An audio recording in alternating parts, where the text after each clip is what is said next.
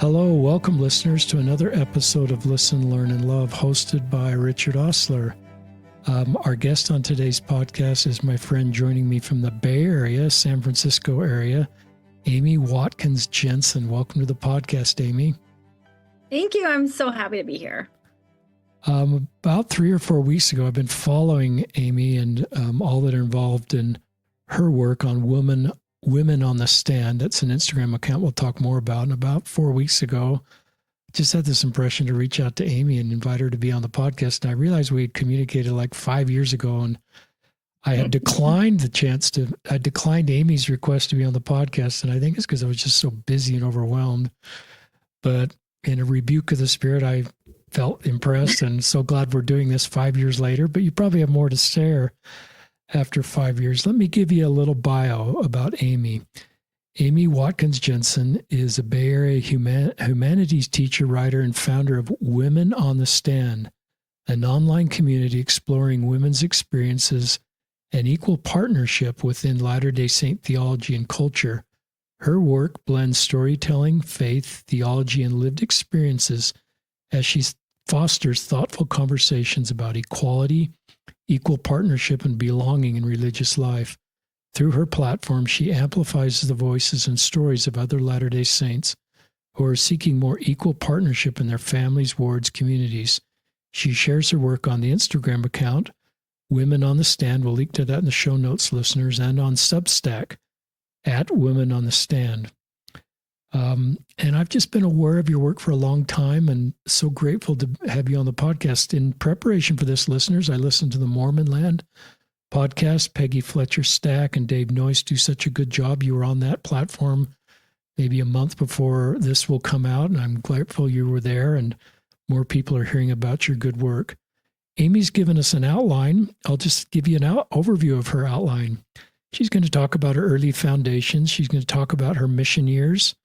She's a returned missionary, so she's an active member of the church. She's going to talk about her brother coming out. So she's got an LGBTQ story within her ministry. She's going to talk about Carolyn Pearson Living Room. Can't wait to hear more about that. She is one of my heroes. And number 5, you're going to talk about Encircle House Letters. I love to hear about that. You're going to talk about the policy of exclusion in 2015. That's 10 years ago. Listeners, last month from when we're recording. You're going to talk about teaching Gen Z. You're going to share about the moment when the young women are asked to, wait, I'm going to read this correctly, listeners. This is number 8, the moment when the young woman asked you to sit on the stand. And then you're going to talk about writing the letter from local concern to public witness. You're going to talk about Women on the Stand, a collective conversation, closing reflections, and equal partnership. So no surprise, Amy's really prepared, and I've talked for 3.5 minutes, and I'm going to turn it over to Amy. Thanks, Richard. I'm really excited to be here. I love your work and just think you're wonderful. And the one time that we met, we did meet. We met in person. It must have been over 10 years ago now that I think about it, which is terrifying. How does that happen? What is time even? But we were on a panel together at Affirmation in the Bay Area. And I mean, it was a really long time ago. And I just remember I just fell in love with you and just loved everything that you said and your beautiful spirit and your kindness and your empathy. And so I am just delighted to be here with you. You are so kind. It was an honor to be on that panel with you. I still remember that room and those chairs in the front and that experience. Me too. It was a wonderful experience. So do I just launch in, right? You launch in. Okay. Well, as you said, I'm an active member. I actually don't love to say active. I love to say participating member. I like that. Because I go to church, I have a calling, and I'm participating in the church. And that is the choice that I make over and over and over again. I grew up in Chicago. My parents are converts to the church. We had a little bit of an unorthodox Mormon upbringing. It wasn't like I hear so many of my LDS friends talk about their Mormon childhood. We were a little wilder. we didn't have so much structure. And the church was really important for me. All of my best friends were Latter-day Saints, and there weren't many of us in the area that I lived, and there were only a few in my high school and in the surrounding high schools. And you know, going to activities at church and reconnecting every Wednesday night with my youth group, and going to the dances and being in the road shows and having young women leaders who were really amazing, and women seminary teachers that taught me the gospel. All of that was so important to me. And I loved my experience growing up in the church. It was wonderful and beautiful, and it gave me structure and it gave me purpose. And it taught me so much about how to serve and how to lead. And I am forever grateful for my time in my home ward in Chicago. And I love the people there so very much. I chose to serve a mission when Can I just interrupt for 1 second? Yes, please. I love you sharing about Chicago. There's some framing I forgot to mention, so I'm backtracking, listeners, and interrupting my podcast guests. A big no-no. But we said a prayer before we started, and our hope is that Amy's work and story will help all of us better support women in the church. And this could be for a woman, recognizing ways that she can better support fellow women or better use her voice. It could be for men. I know you've talked to a lot of male priesthood leaders that have reached out to you and say, Amy, what can I do in my circle of influence as a bishop or stake president or young men's leader or father to improve the experience for women? So that's our hope in doing this podcast, is that ideas will come into your mind of what you can do in your circle of influence to improve the experience for women in our church. A lot of great women are leaving our church. And it's not just for women. Men do better where there's equality. So I think of men and boys that are influenced by Amy's work, and it's helping them better understand equality from the very beginnings in their life. That helps them be better men, the men that I think our heavenly parents want them to be. So that's the end of my framing. Now you're going to talk, I think, about your decision to serve a mission.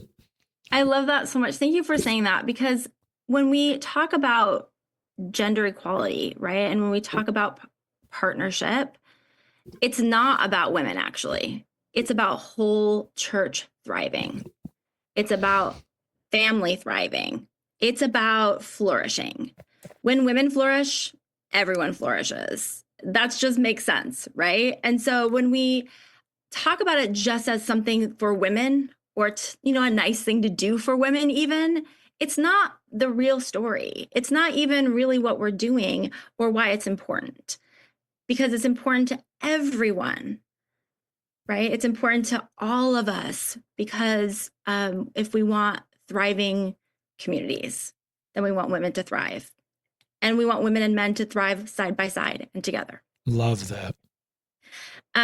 So I appreciate that so much. And the reason the mission experience comes into play into like my whole story about why this even matters to me and how I got on this path is because so I served in Argentina, in Cordoba, Argentina, and I loved my mission. It was a wonderful experience for me. It was, I know that that's not true for everybody, but for me, it was wonderful. It was hard. It was very hard, but I loved it, and I loved the people, and I was a good missionary. And I know you're not supposed to say that, but I was a really good missionary. I'm friendly. I spoke the language before I got there. Wow. I loved talking to people, and I loved the church, and I was a rule follower, and I did all the right things. And I think it's the first place that I felt that I wasn't appreciated because I was a woman. I had all of these gifts that I was bringing to the table, and they weren't considered as important or as necessary or as integral as the gifts of my male peers on the mission. And I would go like, what's going on here? and I was serving when I was 21, 22, and it was, 19-year-old, 20-year-olds boys. And that, as we know, there is a grand difference between between boys and girls sometimes at that age. And I just I would and it was more than that. It was that I sensed from some of the elders and I would that they didn't think I should be there. Wow. That I was a lesser missionary because I was a sister missionary, because I was a woman missionary. I had often, my leaders, my zone leaders or my district leaders say things to me like, I was so glad when I saw that you were coming to my district because like you're one of the good sister missionaries, unlike all the other horrible sister missionaries. And I'd say, look, what are you talking about? Like, I couldn't understand it. And I started going around the mission and thinking, I know which one of these guys are sister haters and which ones aren't, which ones really valued what I was bringing and would ask for my wisdom and really entered into partnership with me as a fellow missionary and with me and my companion and valued what we brought to the table. And then the other missionaries who kind of had different ideas about, maybe I was there because I couldn't find a husband, or maybe I was there because, there was something a little bit wrong with me. I definitely felt that. And I just, tucked it away a little bit, that feeling. It wasn't a big star of my missionary experience, but it was definitely where I started to understand a little bit that maybe things were a little bit different for me in the church than they were for my male peers. So fast forward to, I get my schooling done. I marry a wonderful guy. Andy's the best. He's like the best human in the whole world. And we fell in love. And our foundation is the Church of Jesus Christ of Latter-day Saints, right? And we met at the University of Utah. He was a trained missionary. We met in a Spanish, go Utes. Yeah. Go Utes. We met in a Spanish class after our missions. We would never have met had we not been members of the church, right? And he's and we've learned about partnership together through the years. We've had to sort of shed some of the learned gender hierarchy that we learned not just at church but like in society in general, and had learned how to come together as partners through the years. But right after my mission and right around the time Andy and I were dating, maybe just a little bit before, my brother, who's a few years younger than me, came out. And I was surprised. It wasn't something I saw coming. It wasn't something that I was prepared for. And honestly, I don't know that I responded great. I don't know that I was great in my response. I was loving. I tried to be loving. I know I could have done better.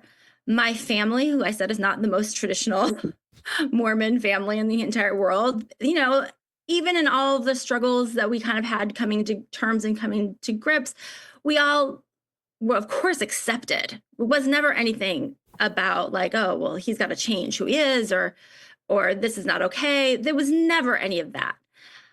On the other hand, my beloved home ward, that's not always how he was treated when people found out that he had come out. And it crushed me. These are people who I knew loved me and loved him. And I had this dissonance. Like, so now you're suspect of my brother. You're not sure if he belongs here. He's not sure if he belongs here. And I just remember having these conversations with my brother and talking to him about like, yeah, but the church is so great and it's important to stay in our faith community. And he's like, I didn't have the same experience you had growing up. My experience was very different than yours. And I really had to start coming to terms with that. My experience was not the experience, right? And that his experience had been so different, that he didn't feel included. He felt on the margins. He didn't feel like it was the most uplifting and the most supportive place for him. And it took me way too long to sort of accept that. I have shame in that, like really deep shame. Wow. That I was not in a place in my own life where I was able to understand him right away and understand that the church was not a safe place for him. And when he left the church after a few years, I was devastated. And I was just kind of coming to grips with that understanding that the church wasn't a safe place for him. And it wasn't a safe place for the place that I always had said was like, if everyone could just be Mormon, the world would be better. Right? If everyone had this amazing experience that I had, like, it would be everything would just be better. And I just believed that. And I had to sort of let that go. And that was a hard growing up moment for me. And Andy and I had just moved to California. It was about 15 years ago. And I was talking to a new friend about this sort of dissonance that I was feeling, this turmoil I was in about, how the church experience had been so different for my brother and so different for me. And like, why can't we change things about, like, why can't we be more accepting of the LGBTQ community and our church? And like, I was like, I thought that I was bringing up all kinds of theological reasons why we should. And I was doing like all of the dance that we all do. Right. And she said to me, do you know Carolyn Pearson? And I said, well, I mean, I know who she is, of course. I love Carolyn Pearson. She's like iconic. And she said, why don't you come with me and meet Carolyn Pearson? And I didn't even know Carolyn Pearson lived in my town. We were just moved there. She happens to be in the ward that meets in the same building as us. I did not know that. And so I went over to Carolyn Pearson's house and I sat in that sacred space of her living room and I just bore my soul. I was like, I am struggling with this. And I know you, like, what? And I just like begged her to give me answers, begged her to give me hope. And she couldn't. But she said something profound to me. She said, I can't give you the institutional hope that you're asking for right now, but you can give that hope to others. Wow. It's up to you to give hope. She basically was like, called me to lift where I stand. Wow. And I felt in some ways so heavy because I had to sort of like give up this institutional, like things were just going to be fixed really fast institutionally, right? And I wanted her to like, do you talk to the brethren? What are they saying? What are they doing about this? Like, look at all this pain and we need to be doing better. And I had to sort of let that go for a minute. And then but then at the same time I realized, but I have power. I have power in my own community. I can make things better for those who want to be in my community. And not just in the LGBTQ allyship space, but in all the ways that I see hurt or pain or dissonance or places that I can put my energy to make things better. And that was freedom and a big workload. When it really comes down to it, right? Because I thought, well, I can do that. I love this community and I want it to be better. So I went to work in my callings, right? Whenever calling I had, or if I saw something that I thought maybe the ward could benefit from, I became like that really annoying person. Like, hey, Bishop, maybe we could do this. Or raising my hand in Sunday school, like, ooh, maybe there's a different way of looking at this. I became that person in the ward. And I understood after a while that it was making a difference to individuals. Good. Right? That individuals who didn't have maybe the fortitude in that moment to raise their hand or to bug the bishop or to offer their energy to making, like, hey, you could do this, or why don't we do this other thing? And yes, I will do it. I will also bring energy and work, not just suggestions. And that's not the space that everyone can be in. And I just made sure that I was that person as often as I could be that person. And when I was called as the Young Women's President, understand this is post Prop 8 California. And my young women were talking about experiences where they would be at school and someone would find out that they were a member of the church and they would, the reaction would be, oh, you guys hate gay people because of Prop 8, right? And it was very much a part of the narrative that that California residents had picked up on or seen or felt was true. And my young women were in pain because of that, because they didn't hate gay people. They loved gay people. Many of them had gay members of their family and or had best friends that were gay, or they didn't. And so we were having a tri-ward planning session, and one of my young women said to me, or raised her hand in the whole group actually, and she said, in one of our service projects, we need to do something for the LGBTQ community, because I don't feel good about how our church is viewed this way. And I think it'll make us all feel better if we could do something for the LGBTQ community. So, I mean, I was like, yep. And by the way, we put that up on the board, and it was one of those systems where the kids vote on all the things that they're going to do. It's like, we're going to do this many spiritual things and this many service projects, and we're going to do this many fun things. And, we'd sort of whittle it down, and left on that board was an LGBTQ service project. Wow. So our kids voted for that. They needed it. They wanted to do that. They wanted to bring their hearts and their energy and their time to the community. But then it was the reality of, how do we do that? And we thought of all different kinds of ideas. And we settled on, well, here's what we'll do. We'll use church resources. We'll show a video produced by the church about loving LGBTQ people. And we'll have the Wises, who who live in our area, who do a lot of work at the intersection of LGBTQ and the church, right? And and we'll have them come in, and we'll have them.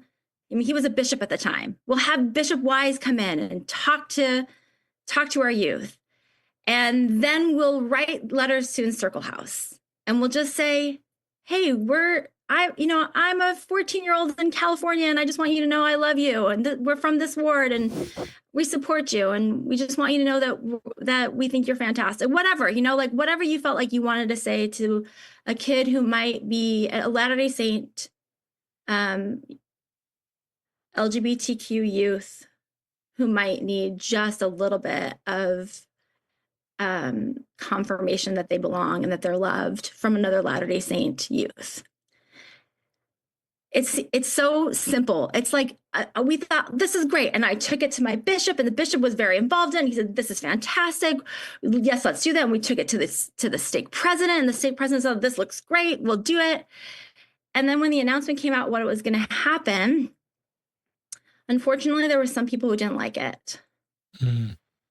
And in fact, one person took it upon themselves to write a really scathing email about me, and about the bishop, and send it to all of the elders quorum, the 3 wards elders quorums. Oh my gosh. And I only bring that up because that's an individual who did it. It was harmful and painful.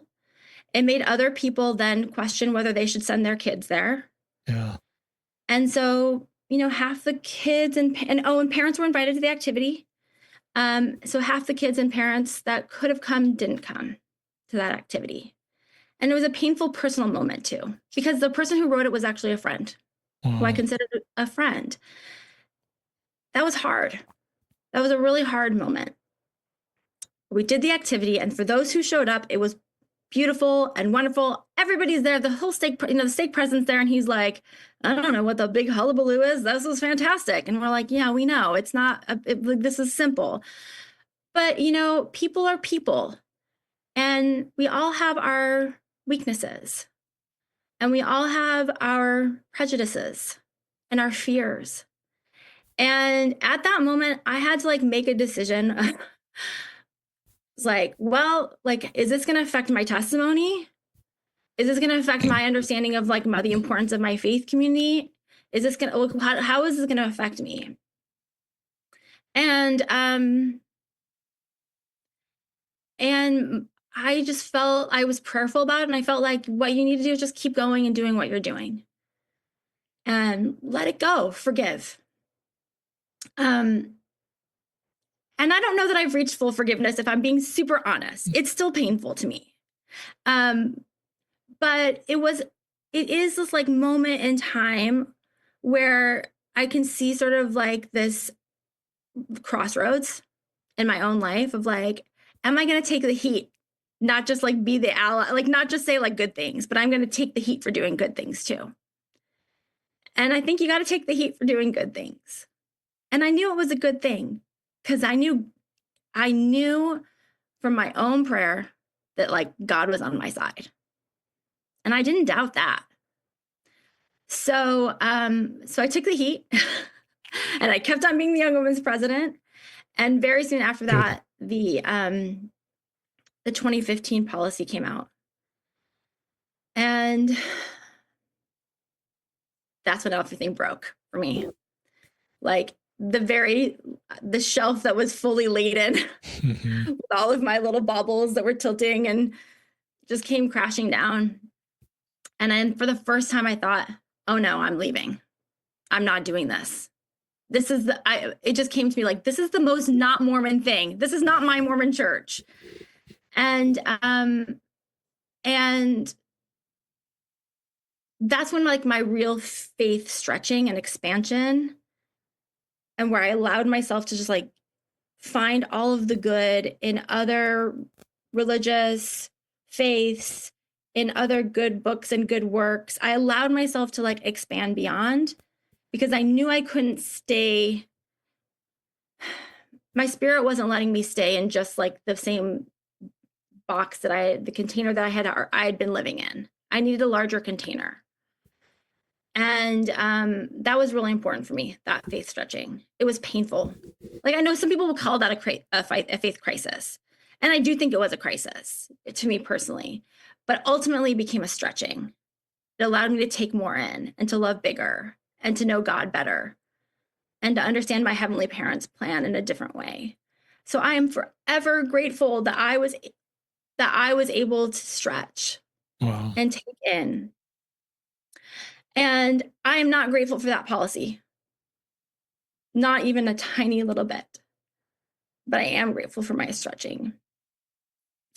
And I think that like living in this stretchiness, in this flexibility, in grounding myself in like love of community, but also allowing for things not to be perfect, and certainly not for individuals to be perfect, prepared me for the work that I needed to do with Women on the Stand. I really do believe that like the allyship and advocacy that I felt called to do for my LGBTQ brothers and sisters, and for the youth in my ward who I also knew, and my stake who I also knew, like even just statistically, that we had queer kids in that room. And that turned out to be true, of course. Right? Right. And so I'm so like grateful for that moment in Carolyn Pearson's living room that allowed me to understand that I can offer hope, and that I can bring my energy to that, and that it doesn't just apply to one thing. It's for wherever God's calling me, where I can co-create with God in those spaces and in that moment, whenever I feel called. And so what then ended up happening was I'm still the Young Women's president. Like there's a lot that happened during that, that one little, 4-year period. But our stake realized, along with a few other stakes around there, I think just coincidentally, realized that we needed more visibility for women's leadership and women's stewardship in our stake. And they thoughtfully and prayerfully counseled with women. They sought inspiration, and they put together a plan. And that plan got presented to the bishops in a bishops' council. And then, the next Sunday, I was in a ward council, and my bishop said, hey, we have this new thing we're doing. Here's this list of great things. It was like 10 or things on the list. It was like, extend callings to women like you do men, and let women speak on theologically rich subjects. It's, all kinds of really important things. Mention Heavenly Mother, all kinds of great things. There was a beautiful list of ways that we could have more inclusion. And on that list was women leadership sitting on the stand. And the bishop said to me and to the Relief Society president at the time and to the primary president at the time, would you guys be willing to do that? And all three of us were like, no, no, I do not want another thing to do. Thank you very much, Bishop. And I just was like, that was the end of the discussion. I was like, yes, co-signed everything else, but no, thank you on the stand. And left that meeting, didn't think about it. And then for some reason, a few days later, it just kept coming back to me. Like it came back, like, Amy, you should really ask the young women if they think that women should sit on the stand. Wow. Like that's your stewardship. Wow. Your advocacy, you're their advocate, not your own advocate in this calling. And I was like, but I don't want to sit on the stand, so I don't want to hear what they want to do. So I don't want to, I just didn't want, I was like, pushed it away. And it was just like, kept coming back to me. Ask your young women, do they want you to sit on the stand? Would it be important for them? So that next Sunday, the very end, I was with my Laurels. I'd been teaching the Laurels class. And I just casually brought it up at the very end of class. Hey, the bishop had this idea. They're doing it in some parts of our stake. What do you think about this? And I was shocked by their answers. They were hungry for it. Hungry for it. They were hungry for it. They wanted to see themselves reflected in leadership and stewardship. They wanted to visually have themselves be visually proved as important and integral and part of this Latter-day Saint story in important ways. And they weren't seeing it. It was so important. And they one of them said, like, oh my gosh, how refreshing would that be to have somebody who looks like me and represents me on the stand? And I was like, okay, okay. So tell me more. And they all gave me their opinions and how they thought it could really be great for their, and a lot of them said, well, like, maybe I don't care that much, but I have a friend who maybe this would be like, they're feeling this way. And it was that kind of thing where like they were talking about themselves and also about other people they knew who maybe were struggling with this. And I had no clue that was even a thing. And then my own daughter, who was like a beehive at the time, I said, hey, the Laurels think I should sit on this, like that the women, and she was like, yeah, duh, Mom, why wouldn't you do that? It was sort of just like, of course you should do that. And so then I thought, okay, well, here we go. Unfortunately, the other women were not on board, and the bishop was like not about to push it. And so, I tried, but I was released pretty soon after that. But as fate would have it, after the pandemic, we had a total, it was probably 2 bishops later, and he called me to be the young women's president again. And I was like, no, I did that like 4 years ago. Like, what are you talking about? Somebody else's turn. And he's like, I know, but we just pray about it. You don't have to say yes. And I was like, but I'm very exhausted. And and this was like bringing kids back into community with each other because we had been out of community. And so I prayed about it, and it was very strong. You have to do this, Amy, and you only have to do it for a year, and you can get women on the stand while you do it. Wow. It was like a really clear answer, and I don't get those very often. And so I said to the bishop, I'm going to do it for 1 year and not longer than that. And you have to promise me that we're going to get women on the stand. Like, you have to be dedicated to this. And he was all for it. So that's what happened. And women had already been sitting on the stand in our stake meetings, right? Like, that was already a practice of like 8 years at this point, maybe at this point, like 6 or 7 years, where in our stake conferences and in our ward conferences, women were already on the stand. So it was something that had been seen in the stake, and other wards were doing it in the stake. So, it was sort of easier at this point to make that happen. And it happened, and it was great. And, by this time, my oldest daughter was already in college. and my middle daughter was in Young Women's, uh, and it was important to them, and I saw the fruits of it. Like it was really important to them. So unfortunately, a little bit after that is when our area president took everybody off the stand. And just like, there's these times in your life where you're just like, nope. And I just went, nope. Like, it was like, I describe it as like, I don't know if you've ever broken a bone, but you know how you can hear a bone break? I felt like my heart break. Oh my gosh. Because God had told me that was important. Like, God told me to do it, to get those women on the stand. Right? I mean, that was like my answer to the prayer, whether I should accept or not, was like this. It was like, yep, and you're going to do it, and you're going to get women on the stand. And I knew that my young women cared about it. I had talked to them about it. And so I just didn't know what to do. So I did the only thing I could think of, which was, talk to people, ask people to write letters, do all the things. I did all the things.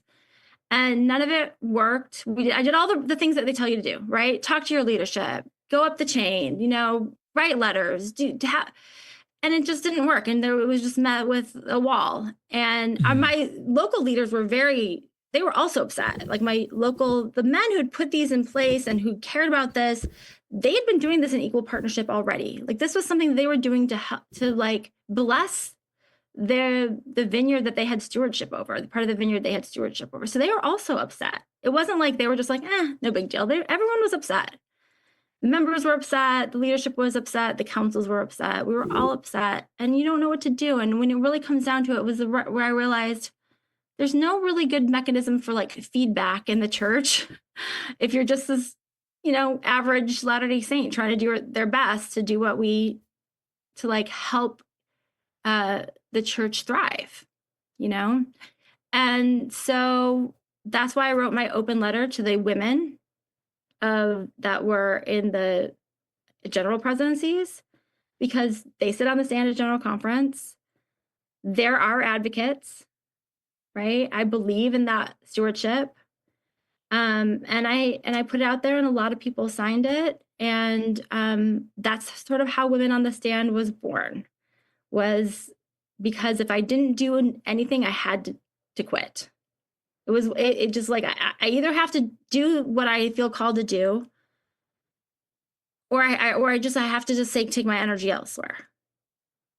I can't not do anything. This is too important. This is too important to the girls who I serve. This is too important this is like, I mean, both of my daughters, who were older at this time, maybe not in our ward, but in our stake, they had seen women on the stand for years and years and years. I knew that had been impactful and important to them, because the stand is impactful and important, because the stand is like this symbolic thing. It's not this like reward for the bishop.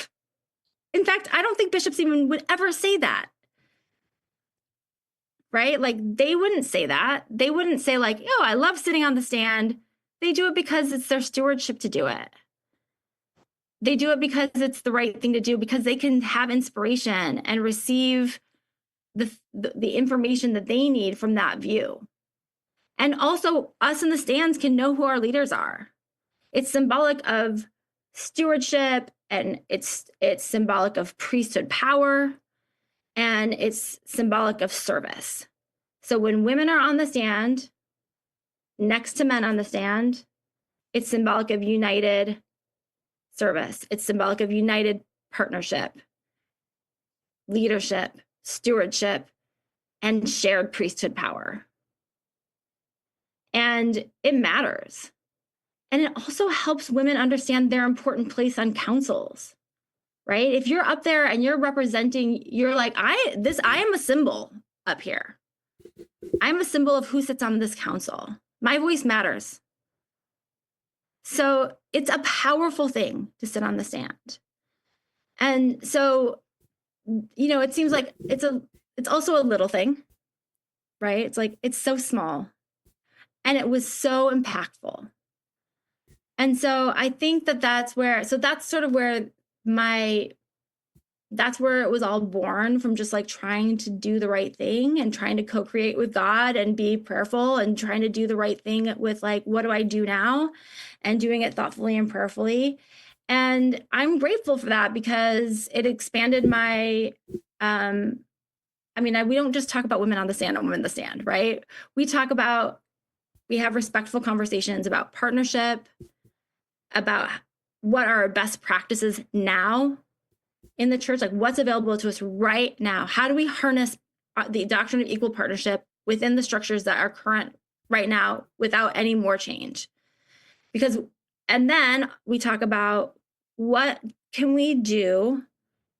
What are our hopes for alignment with the doctrine, so that our practices and our traditions and our culture can more align with our doctrine. Our doctrine tells us that we're equal partners, that heavenly parents are our eternal prototype, that men and women lead side by side, that there is not gender hierarchy, that consensus between sexes is the most powerful way it's the most powerful way to move forward. And also we talk about a lot of things that have to do with how do we serve our youth, right? Because I'm a teacher in real life. My real job is to be a teacher. And I've been teaching for a long time. And this generation of young people is different. They are digital natives. They are used to having imagery talk to them. What you see matters, and it matters even more to our young people because of the world that they grew up in, because of what they consume digitally, right? Think about how much Apple pays about on their packaging and on their design and on optics. Like, it's a big business for a reason, because it matters. What we see matters, and what we don't see also matters. It's also telling us a story and having a conversation. So visibility matters, representation matters, and the voices of Latter-day Saints that are just regular Latter-day Saints like me and you matter, and our experiences at church matter. And we're learning so much more about how we're losing our young people, especially our young women. And I care deeply about that. I mean, and most women my age, we have real skin in the game. It's our daughters. Like, the Gen Z women that we're losing are the Gen X women's daughters, right? Yeah. So it's not like we're like, oh, who cares? No, this is our families, right? And so I was really encouraged by what President Oaks said about women in his press conference. That he said, yeah, we haven't always done what we need to be doing. We haven't always considered the power of women and used it appropriately. I mean, that's not his exact quote, but that's what he's saying. And he said that we have more to do. We need to, and that's encouraging. And also it makes you hopeful that we can become into better alignment, right? That the slow glacial movement of the church is actually recognizing that these small incremental changes that align us with our own doctrine are integral to our thriving, not just for women, but for everyone, that it really matters. So, and I think that there's a rich theological well that we can draw from when we're talking about equal partnership, when we're talking about Mother Eve and her courage, and we're talking about the side-by-side imagery in our altars at our temple. All of these things, like that it's not patriarchy, but equality that is the divine model. We know that. And so having these conversations, even though it matters, having language for it matters. And it matters because it's not it's not like we're like trying to reinvent things. We're actually trying to be a part of the restoration story. Because when we believe in that we're in a living church and that the restoration is still unfolding, that invites every single one of us into the work of the restoration. That's not just for like the big guys on top. We all have that invitation. So that's why I love women on this. I love the community of women on the stand, because there's so many people who want to offer their voices and who want to do better and who want to, like, there's amazing leadership in our church who care about equal partnership. And sometimes they just don't know how to go about it, right? So we can have these conversations. We can work together side by side. And that's my hope. So yeah, that's where I'm at. I know that's sort of my story. That's gets me up to today. Just super powerful. There's a lot of things I'd love to circle back towards listeners, but I was, when I heard this for the first time, you shared this on the Mormon Land podcast that I think I mentioned, I listened to today in preparation for this podcast. You introduced this idea that you talked about again, is aligning our practices with our doctrine. So sometimes when we hear about women on the stand, we think this is a group that wants to change our doctrine, or they just marched up on the stand one day and the bishop is just wide-eyed going, wow, this, helps us understand this was done, with priesthood leadership, even though that's kind of a patriarchy thing. It was done in council, and then I love this story of you going to your young women. You didn't want to do this, but they wanted you to do it. And your stewardship to the young women is what you got up there, which is your love of people, versus you wanting to be a rebel rouser, whatever label we might give you. But back to this point. So I love you take us to the 50,000 foot level of what is our doctrine. And it isn't patriarchy, it's divine equalness, I think is the term you used. And then you gave examples of how that's modeled. We have a heavenly mother and heavenly father, and how that's modeled in the temple. So you're not making up new doctrine. You're just reminding us of what our doctrine is. And it's a beautiful part of our theology that I don't think it's there, but we don't talk about it enough. And all the beautiful blessings it brings. And then so you're just inviting us to align our practices with our doctrine. Yeah. And how powerful is that framing? That should be so disarming to all of us. Because all you're trying to, and the blessings of that are the things you've talked about. Your young women, I think it's good for the young men. I think you've used the word thrive. You used the word co-create, all the things that we can do, that the blessings or the fruits of aligning our practices with our doctrine, all the fruits of that you've seen and you're talking about, and you could probably talk for another.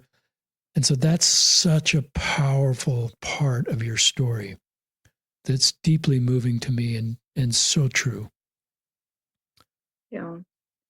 Yeah. I mean, it's interesting because, like I mentioned before, we don't have these sort of this groove, already worn groove of like, this is how you make change happen in the church, right? I mean, change happens in the church all the time, but we don't necessarily know how to participate in it in an effective way.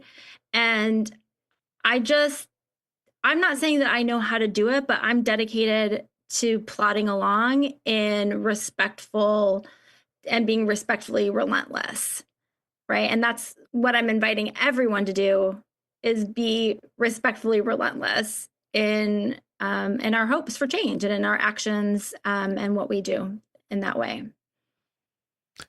And that's why I love this term, respectfully relentless, is, and you've been able to weather some arrows. I'm glad you're honest about the experience you had with the LGBTQ, what you wanted to do, and the arrows and the woundedness and your stone catcher. And I felt some of that. I certainly identified with that, but it's part of this allyship, listeners, that we're all in trying to do. I want to go back to some things that really hit me. I loved you being in Carolyn Pearson's room and this idea that it's really hard to change the institutional church. I think you're doing that, and it's really brave. And I don't think you'll realize, because I don't think institutional church is going to come tell you what they're considering or what they're thinking about because of the letters you've written. It just doesn't work that way. No. But my guess is you're generating really good conversations, and maybe the women, the leaders there that feel the same way as you, are able to use your letters as proof points to their sort of proof points that this is, there's fruits, the things that we're considering, and we can grow as a church. But I love this beautiful thing, of your individual discipleship and what you can do in your circle of influence. And then you use these words, the hope I can give others, and I have power in my community.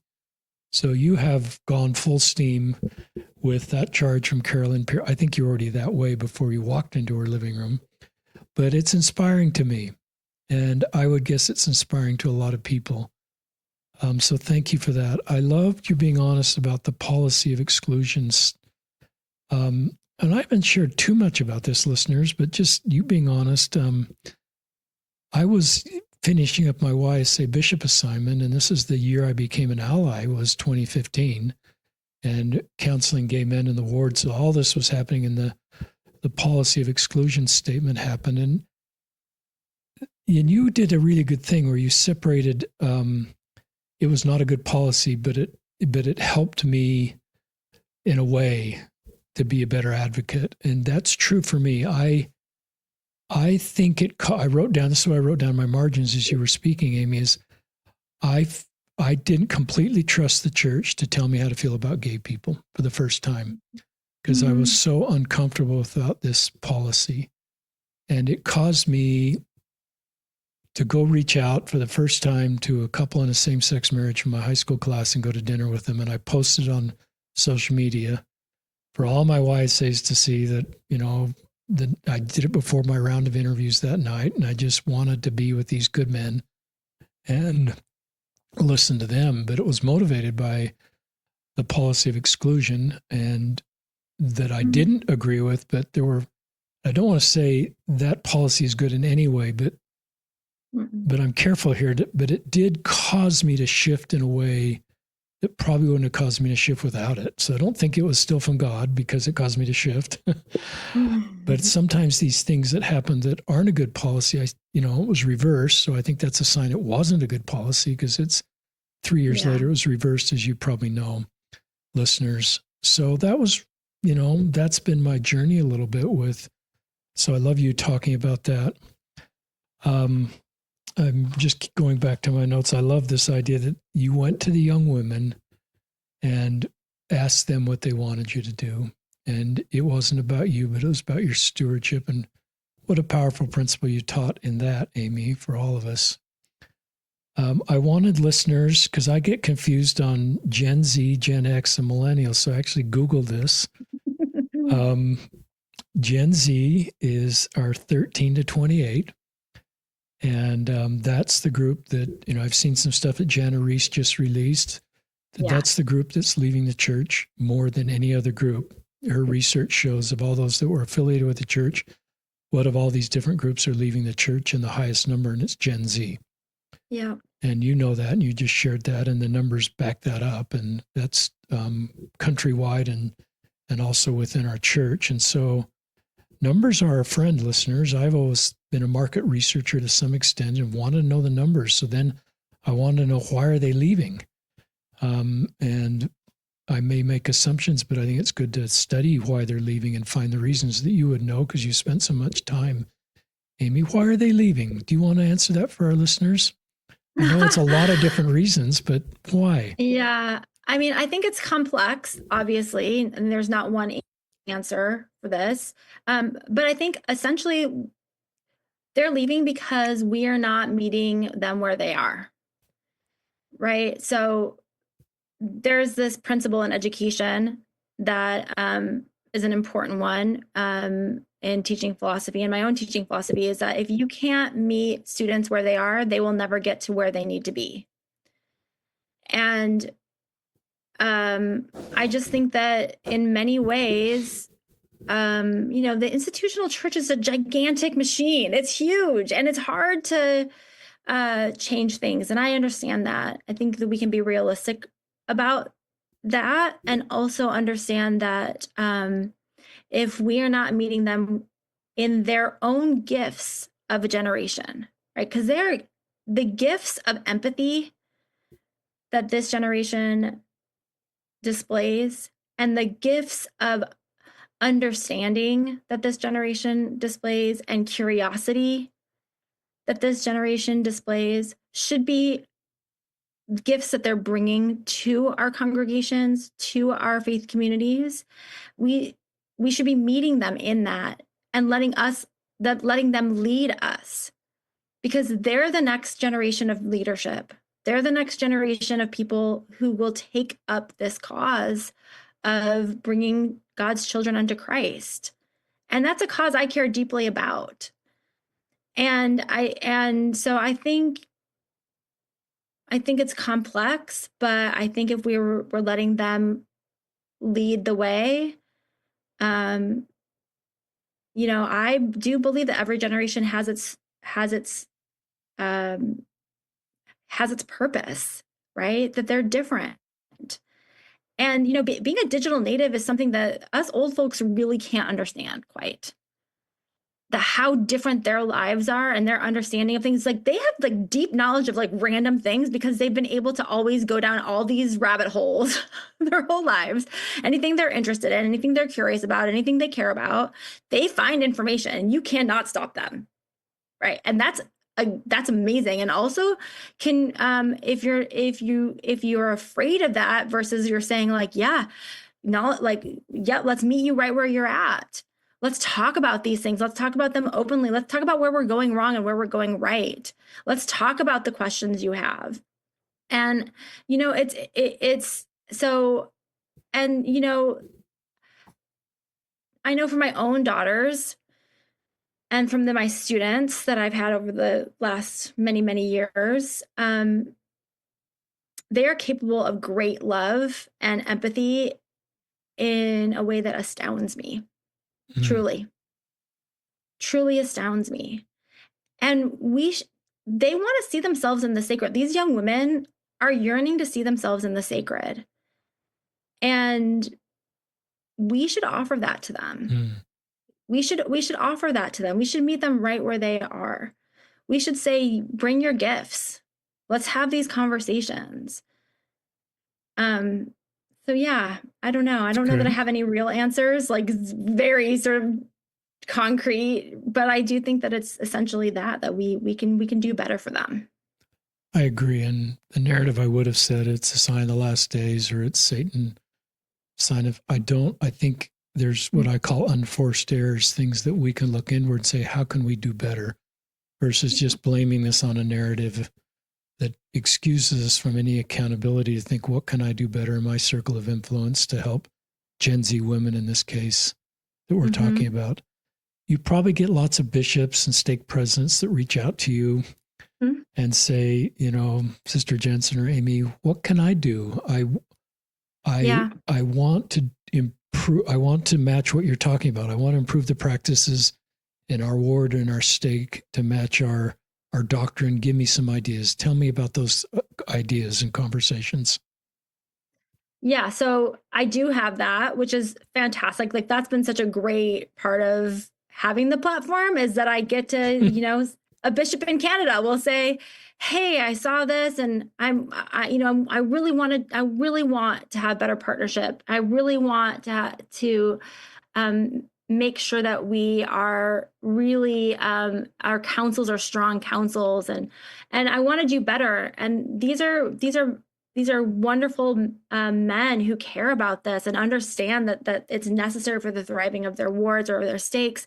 And so we have resources that we offer. So I have this great group think project that we did on Women on the Stand, where we said, okay, what are the things, what are the best practices? So a long list of best practices that, I can give it to you so you could put it on the show notes if you wanted it that way. But it's this is all the things that are totally within the guidelines already set. This is not going to push boundaries on any handbook. policy or anything like that. This is like already what's available to us with maybe a little bit of creativity and thoughtfulness, right? That you can implement these things. It's extra work for our bishops because the systems in place right now are not super supportive of it, right? But what Elder Christofferson recently, or President Christofferson now recently said it. He said that that when women and men counsel together and make decisions together, not just counsel and then the men go off and make the decisions, but when they make decisions together, it is closer to the divine counsel, right? Like that's the way we do things. That's divinity. So you have to put these extra sort of, you have to do a little more work if you want to get closer to the divine model of making decisions together, of equal decision making. And so I offer them that. And this is like not just my ideas. Like I said, I put that out to my community and lots of people, bishops and stake presidents and women and relief study presidents and all kinds of people who just like regular Latter-day Saints offered all of these things. And then I have another document that's, here's our hopes for future practices. Good. And this is what we think could happen tomorrow if given just a little bit of thought. Like doesn't change any doctrine, but it aligns us closer to our doctrine. Give us an example on that list.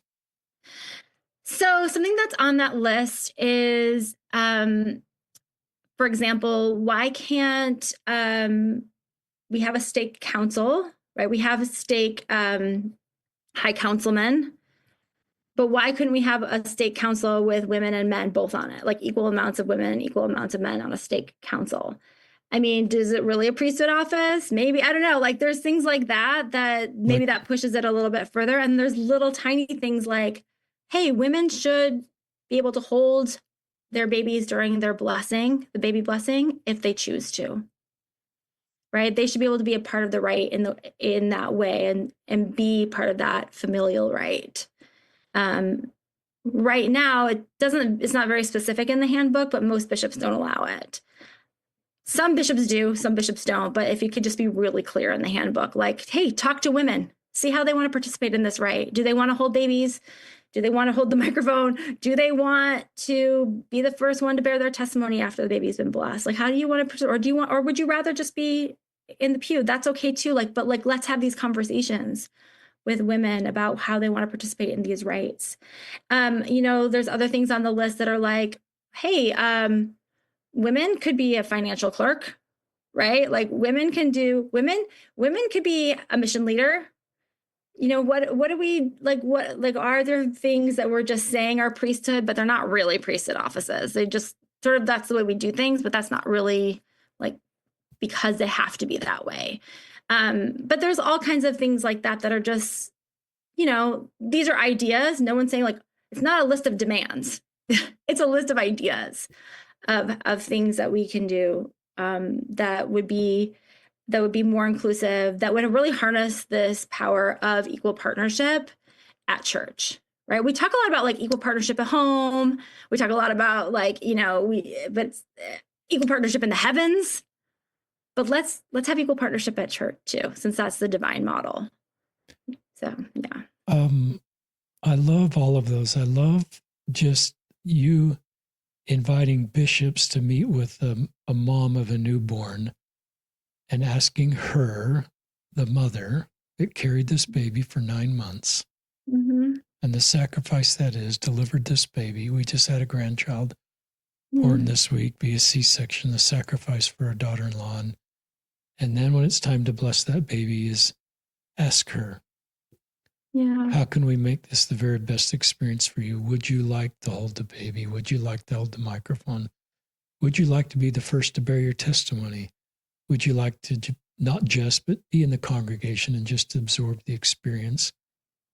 That just, that tugs at my heartstrings, Amy, and gets tears in my eyes because there's so much beauty in that, and recognizing, and women aren't just meant to have babies. I don't want to, that's a wonderful part of, some women's experience, but women are obviously more than that. But that was really thoughtful. And just the principle you're teaching in that invitation is to listen to women and ask them how they feel.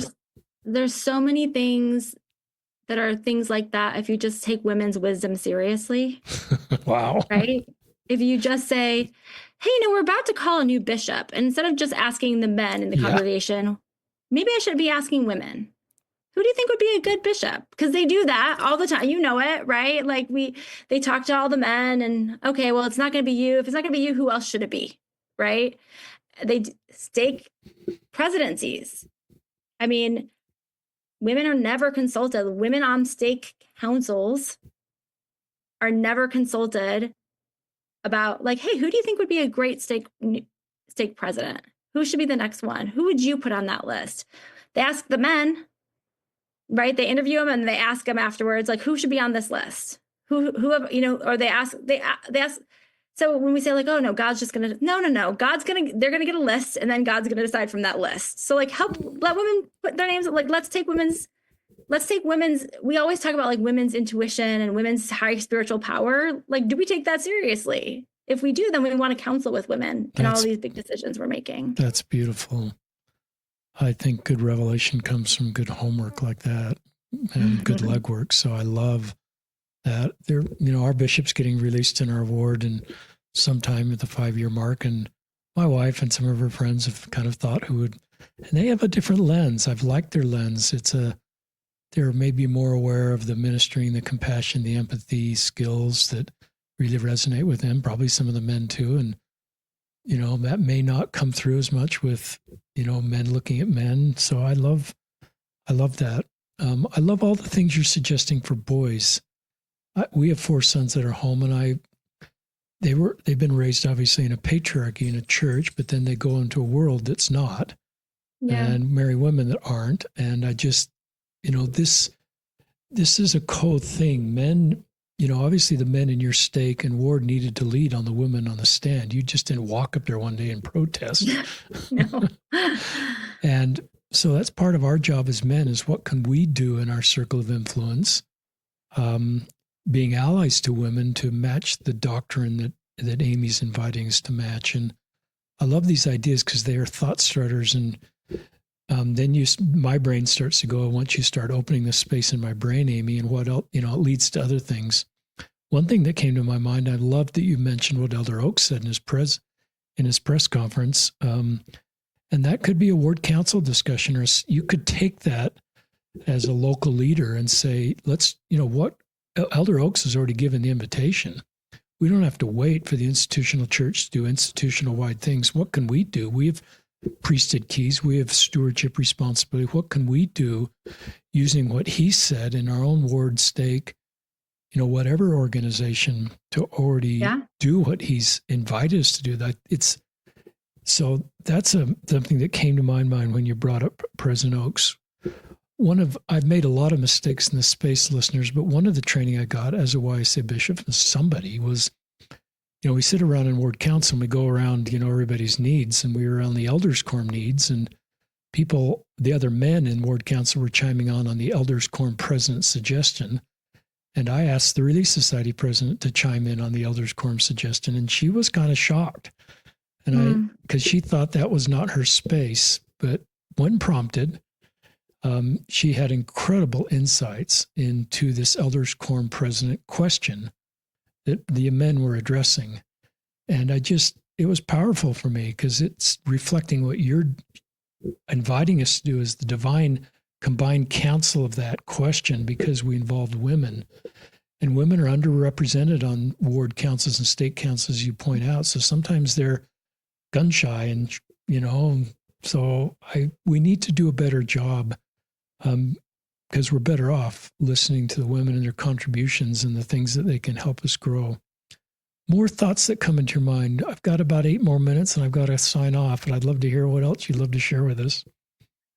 I mean, this has been such a great opportunity, and I'm super appreciative of it. I think what you're saying is really important, that in order for equal partnership to happen, since we are in the reality of a patriarchy, that means men have to step up, right? If we're going to have equal partnership within the system of patriarchal system let's not pretend that it's all of a sudden going to not be a patriarchy. It is.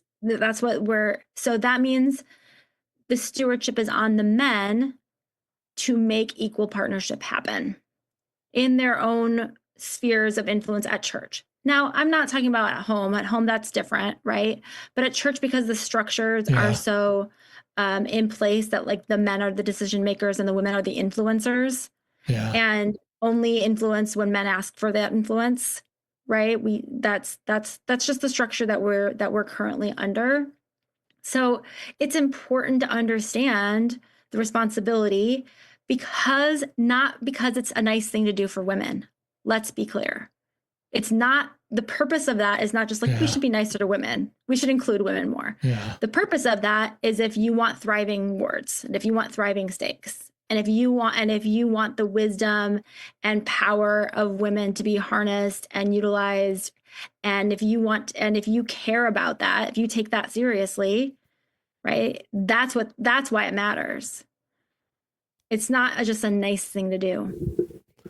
And I love that you're pointing to the men in this, because it's just true. It's just true. We need to have the men understand that that's their stewardship, that the call to equal partnership is going to be on their shoulders under the curtain system. They can choose to not invite it in or choose to invite it in. And I really hope they choose to invite it in, because I think I know it's better for everybody, because it's our doctrine. It is. It's our divine pattern. It's what we've been taught that we should be striving towards. I love the reason you want to do this. You take us back to the 50,000 foot level, Amy. You're really good at that. Thanks. Thriving wards and stakes is why we want to do this, not to be kind to women, or that can be sort of a hollow platitude sometimes. It seems pretty shallow when I hear that through the lens of trying to hear things through my women friends. But where you take us is beautiful. It's one of your gifts to our community is we all want thriving wards and stakes, and we all want to match this beautiful doctrine of divine equality, I think is what you've called it. And so I just invite all of us to do what we can in our circle of influence.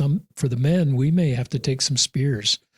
We may consider things in our stake or ward or wherever our circle of influence and take a few spears, or people, that may be part of allyship. Elder Rendlin talks about being stone catchers, and part of that may be using our privilege to give cover for some of these programs that help us thrive and change people's minds and change people's hearts as these things being implemented that we can do, within our circle of influence without going rogue. There's a lot of power on the stake level, especially the ward level. It's really true. And, one of the reasons I know equal partnership can happen at church is because I've seen it happen here in my stake and in my ward. So I've had it modeled to me, not always, depending on who's in leadership, but we've had great leaders who have cared about it, who have considered it, who have made it, because they bring that understanding of partnership as power, right? Not just partnership as a nicety. And circling back to the beginning of our conversation, where you're sharing your love for our queer friends, I also think, we lose a lot of queer people from our church, your brother included. And sometimes we say everybody belongs, but the reality of that is it's not, and the content they hear and the jokes about them. And it sounds like your brother had a choppy experience just growing up in the church. But I've always felt the same thing for queer people. And if we can help we can improve, however that looks, doctrinally, policy, to help queer people feel valued and needed, we thrive better. They bring spiritual gifts and insights, and we're not just being kind to queer people. It's back to your point. We actually, the queer people I know that stay in the church are incredible contributors. I've shared this on the podcast before, when Elder Brown, a Black Latter-day Saint, spoke in General Conference, gave one of the best talks, I think, in General Conference last October of 2024. I was so moved by that, but I recognized that wouldn't have been possible in 1960, 1970. And I thought of that talk through the lens of queer people. And will we ever have openly queer people speak in state conference? And we'll all go, that was an incredible talk. Or serving in the ward level, which is happening, brave people like Ben Shalati and others that are out and serving and active in the church. So we thrive when it's unity and diversity, as Elder Cook has talked about a little bit, that this beautiful diversity that is beyond patriarchy and beyond heteronormative, we do better that way. So that's a little bit of just bringing your LGBT friends into this discussion. I'm glad you did, because it's 100% true. Because if we make space for more people to be among us and to bring their gifts, we are stronger. We need them. We need we need their perspectives. We need who they are, who God made them to be. We need every single thing about it. So thank you for saying that. Yes, 100%. Well, thank you, Amy, Watkins, Jensen. Just my heart is with you and want to do everything I can to support and sustain you in this effort and all that are involved with you, your group. In our show notes, we'll link to the best practices document that Amy talked about. Look for that in the show notes. Please follow the Instagram account. It's active. It has lots of practical, wonderful insights, stories. Some of those stories are a little painful, but I've learned that sharing stories people have sometimes difficult experiences helps me know how I can do better. When we know better, we do better. Mm-hmm. And Substack will link to your Substack site also. And we just invite listeners to do what you can do in your circle of influence. That may be nothing right now. It may be a lot right now. And I think our Heavenly Parents will lead us to know what we can do. So this is Amy, Jensen, and Richard Osler signing